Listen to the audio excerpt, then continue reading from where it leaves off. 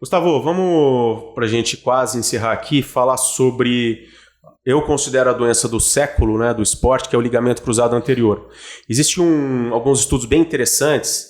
Estados Unidos se fala, né, o último consenso que eu vi lá, de 500 mil reconstruções ao ano nos Estados Unidos. No Brasil eu não sei, até se alguém tiver algum dado estatístico pode depois dissertar aqui embaixo.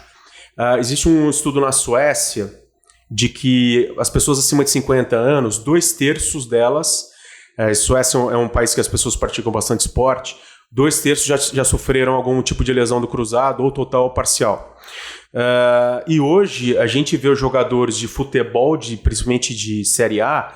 É raro numa Série A do Brasileirão, por exemplo, a quantidade de jogo que tem, ou seja, a exposição é muito grande, mais o treinamento, da gente ter lesão de cruzado, né? Então você pega lá, no Brasileirão, quantos cruzados se opera no jogador profissional de futebol durante o ano? 1 ou 2, 3 jogadores que aparecem na mídia. Tudo bem, você tem muita lesão muscular, lesão de menisco e tal, mas cruzado anterior é muito pouco. Aí você pega os peladeiros, é o que lota aqui o consultório, né? O cara vai lá uma vez por semana, aí o leigo ele fica com aquele negócio na cabeça. Pô, se eu jogo futebol uma vez por semana, eu tô me arriscando menos, então minha chance de romper o cruzado é menor, né?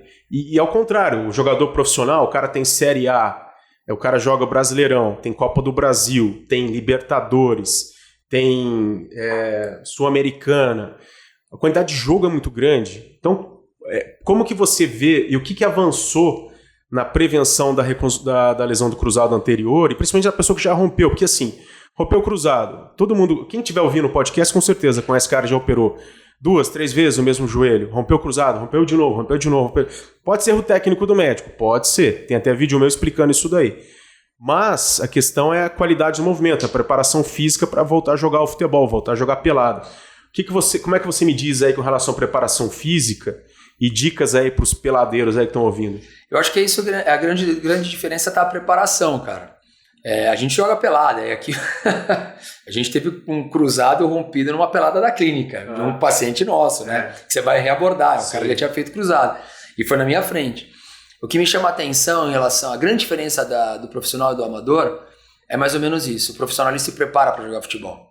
E a gente teve um cruzado agora no jogo do São Paulo e do Palmeiras, né? Do zagueiro do São Paulo, do Ferrarese, mas você vê que o jogo é tão forte, o impacto é tão grande, que muitas vezes é uma alavanca ali, a articulação não consegue suportar, faz a lesão. E aí, no amador, às vezes no movimento besta, o cara vai lá e rompe, né? E você vê o jogador de futebol num movimento tão abrupto lá e o cara fica um jogo fora do jogo que tá jogando.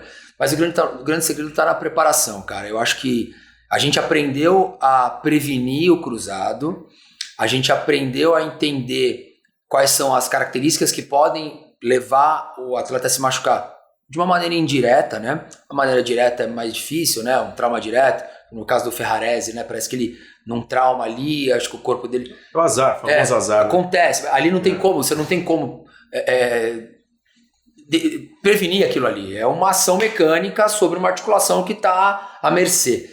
Mas a gente aprendeu a entender os casos indiretos, a gente aprendeu a prevenir isso. Então hoje, todo clube, todo atleta tem os seus protocolos, todo atleta tem a sua prioridade para poder treinar, todo atleta faz exercício preventivo antes de entrar no campo, diferente do atleta amador, dos nossos pacientes aqui que trabalham o dia inteiro muitas vezes, no final do dia vão bater uma pelada, o cara ficou o dia inteiro sentado, o cara vai lá, chega numa quadra de society, coloca o meião, chuteira, começa a dar umas bicas no gol e começa a jogar. Então primeiro, o corpo não está nem preparado para aquela ação do jogo, e muitas vezes não está nem preparado para jogar várias vezes na semana. Então as lesões acontecem por conta disso. Então o grande diferencial está no preparo. Por isso que a gente fala, se você não treinar, se você não fizer um bom treino preventivo, se você não fizer uma boa educação do movimento, tecnicamente, independente se você for um bom jogador ou um péssimo jogador amador, você está correndo o risco de ter uma lesão. Porque o teu corpo não está preparado para aquilo. A gente falou um pouquinho aqui no nosso encontro. Hoje em dia, quando você entra numa partida de futebol, independentemente se ela é amadora ou se ela é profissional, a gente chama, é um momento de caos. Você não consegue identificar, peraí que eu vou ali, vou frear com a perna direita ali, vou respirar, vou levantar a cabeça e vou tocar a bola. Não, cara. Não é planejado. Não é planejado. Você tem um adversário, muitas vezes você vai jogar num campo onde tem buraco. Então, pode acontecer várias coisas que te levam a ter a lesão. Agora, se você tiver um corpo melhor preparado, melhor treinado, mais forte, a chance diminui. Ótimo. Uma última questão aqui para a gente ir finalizando, para não delongar muito. Uma coisa que eu costumo falar na minha carreira assim, é que às vezes o consultório, o paciente senta na tua frente e às vezes ele deixa de ser consultório, parece um altar, assim, porque você aprende às vezes muito com o paciente, você aprende com o aluno. Então eu vou citar 2 casos aí bem interessantes, 2 pacientes que te passaram comigo, com lesão cartilaginosa grave nos 2 joelhos, um professor de karatê de Bauru, que já tinha uma condropatia avançada já na cartilagem da patela, e uma mulher também de Minas, de Governador Valadares, que ela também tinha uma condromalácia avançada, ela é profissional da educação física, inclusive, o outro é professor de karatê, e há mais ou menos, acho que uns 2 a 3 anos, já está batendo 3 anos, eu fiz a membrana de colágeno e os 2 me pediram para operar os 2 joelhos ao mesmo tempo. E é um pós-operatório que é um cão, porque são 6 semanas de cadeira de roda e blá blá blá. E o pós-operatório de cirurgia cartilaginosa, ele é longo, ele é um pouco sofrido, ele demanda resiliência. E aí essas pessoas, eles me mandam foto, mandam vídeo, postam rede social, eles treinando, fazendo agachamento e tudo. Eu tenho certeza absoluta, até do ponto de vista religioso, né, de que não é só minha mão que está nisso daí, é uma questão assim da resiliência e do espírito da pessoa de querer crescer. Ela coloca na cabeça que eu vou melhorar, eu vou conseguir voltar ao que eu quero, e aquilo do ponto de vista espiritual é muito mais forte do que só uma técnica cirúrgica. Aí minha pergunta, esses pacientes, esses 2, por exemplo, dentre outros, me marcaram.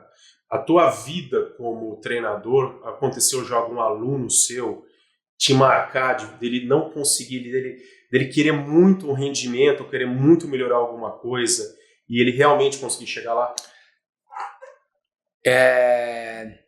Eu estava na França agora, de férias, em agosto, e o Yuri tinha estreado eu fico até arrepiado de falar essa história. O Roberto do Corinthians. Do Corinthians. O Yuri tinha estreado pelo Corinthians, tinha feito 7 jogos, não tinha feito nenhum gol, não tinha dado nenhum chute no gol.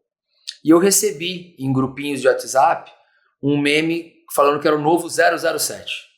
0 chutes, 0 gols, 7 jogos.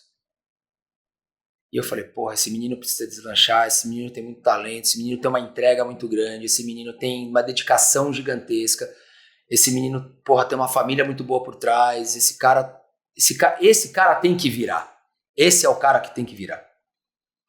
E o Yuri é muito religioso, tá? E eu sou um cara cristão, acredito em Deus, piamente, não sou um cara de frequentar a igreja, mas acredito que existe alguma coisa entre o céu e a terra, e você falando aí, eu acho que existe isso mais ou menos.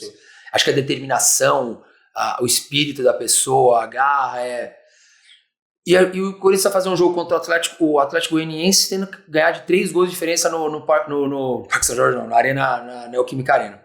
E eu tava viajando 5 horas na frente, esse jogo é de madrugada pra mim.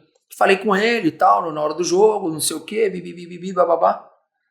E ele, naquele dia, ele falou assim, Gustavo, eu tô sentindo que é hoje, cara, tô sentindo que é hoje. Falei com o meu pastor aqui, tive uma conversa com... ele vai lá e faz 3 gols, classifica o Corinthians. Então, assim, e de lá pra cá, gol todo jogo, aquela... Então, ou seja, o cara, ele tava altamente preparado para aquilo. Só faltava alguma conexão, e ele foi buscar de algum momento aquela conexão. Então, quando você fala desses 2 seus pacientes, eu acho que a constância e a vontade, a garra, a determinação do indivíduo vai fazer a diferença. Não adianta nada você fazer o melhor processo cirúrgico no melhor hospital do Brasil, com os melhores instrumentos, com o melhor médico. O cara está no melhor centro de reabilitação, com os melhores profissionais, se ele não fizer a parte dele. Se ele não fez o mindset, né? A parte dele é importante, né? E eu sei que quando você opera 2 joelhos, eu vejo o cara chegando aqui e falo, dá dó, cara. Às vezes eu olho e falo, meu Deus, o que eu fiz? Você tá com um paciente aqui que você operou, uma militar. Uma médica, assim, muito determinada. Ela tá fazendo coisas que nesse período pós-operatório comumente não se faz. Não, acabei de subir agora aqui pra gente gravar, ela tava pedalando. Eu vi. E assim, eu acho sensacional, cara. Então, para nós que vivemos disso, que a nossa profissão é a nosso ganha-pão, que leva comida para nossa casa, isso é fantástico. Então, assim, as pessoas precisam estar abertas para receber a nossa informação. E se elas estiverem na mesma sintonia que a gente, não tem como. Então, o recado final, né? Quem quer melhorar de uma lesão, não dependa só do médico, se prepare psicologicamente. E quem quer melhorar rendimento, não dependa só do profissional de educação física.